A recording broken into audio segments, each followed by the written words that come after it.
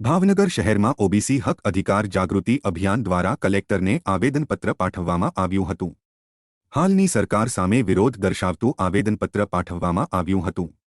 OBC હક અધિકાર જાગૃતિ અભિયાન દ્વારા લેખિત જણાવવામાં આવ્યું હતું કે સરકાર દ્વારા ઓબીસી એસસી એસટીની અનામત ખતમ કરવા કાયદામાં ફેરફાર કરી રહી છે। હાલમાં કોલેજમાં સંસ્કૃત વિષયમાં 27 આસિસ્ટન્ટ પ્રોફેસરની ભરતીમાં 15 બ્રાહ્મણ જાતિના છે, એટલે કે 55% બ્રાહ્મણ જાતિના ભરવામાં આવ્યા છે, જેને લઈને આવેદન અપાયું હતું।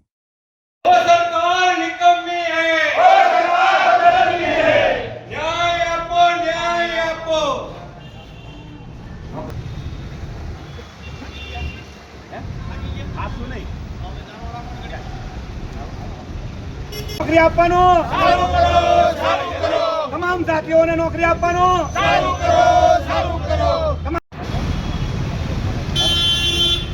જાતિવાદ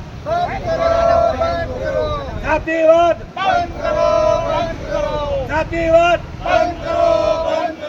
જાતિવાદ આસિસ્ટન્ટ પ્રોફેસરની ભરતીમાં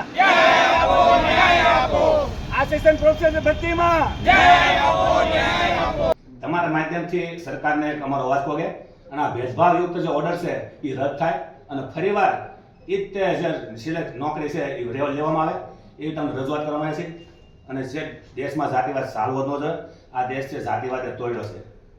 જય ભારત, જય સંવિધાન। હું ધરમસિંહ દાપા, ઓબીસી હક અધિકાર જાગૃતિ અભિયાનના રાષ્ટ્રપ્રમુખ। આજે કલ અમારે સંગઠન અને વ્યવસ્થા પરિવર્તન પાર્ટી અને ઓબીસી એસસી એસટીના તમામ સમાજના આગેવાનો કલેક્ટર સાહેબના માધ્યમથી રાજ્યપાલ સાહેબને આવેદન દેવાયા છે। આવેદનપત્ર એ બાબતનું છે કે 31/1/2024ના દિવસે જે સંસ્કૃત વિભાગમાં પ્રોફેસરનું એક નિમણૂક પત્ર ઓર્ડર આવ્યો છે, એ ઓર્ડરમાં ભેદભાવયુક્ત ઓર્ડર છે। જે 27 ઉમેદવારની જે નામ ડિક્લેર થયું છે એમાં 27માંથી 15 બ્રાહ્મણો છે અને 1% લેખે એક જ વ્યક્તિ બ્રાહ્મણ હોવો જોઈએ, એની જગ્યાએ 55% બ્રાહ્મણોને ભરવામાં આવ્યા છે।